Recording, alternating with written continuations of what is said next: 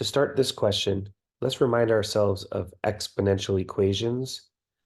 You should know that for an exponential, this is the starting amount, this is how it changes, and this is the number of times. What you'll commonly see is that change, instead of happening every hour, it might happen every certain number of hours. So x over 4 would be like saying it happens every 4 hours. And that's really common on the SAT. Doing it like this would be saying it happens 4 times per hour.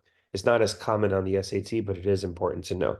So let's take that off to the side. Something like x over 4 would be like saying that our change is happening every 4 whatevers.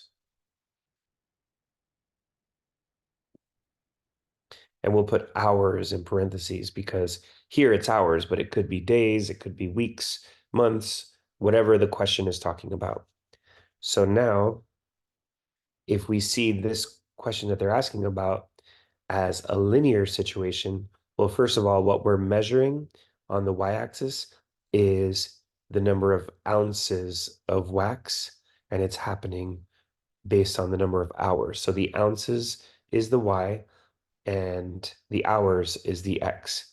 But if we were to see this as a regular linear, if we were doing it every hour, then we would say that the amount of wax in the candle starts at 17 and is going down by 1 every hour. So just putting x right there is like saying it's going to happen every hour. But if instead of saying every hour, we're going to say it happens every 4 hours, it's the exact same equation with one twist. It's starting at 17, it's going down by 1, but instead of going down every hour, it's going down every 4 hours, which is the same thing we see in the exponential equations. So now, in this question, now that we have the right equation, we can look and see that they're telling us the number of ounces of wax is 6, and that is the y, so the w here. So we'll make that equal to 6, and we'll start solving. And 1, multiplying something by 1 doesn't do anything, so we can just turn this into x over 4.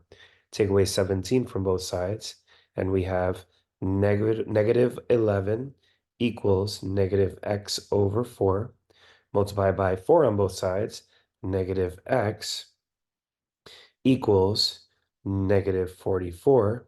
And then multiplying by negative 1, x equals 44. And that's D for this question.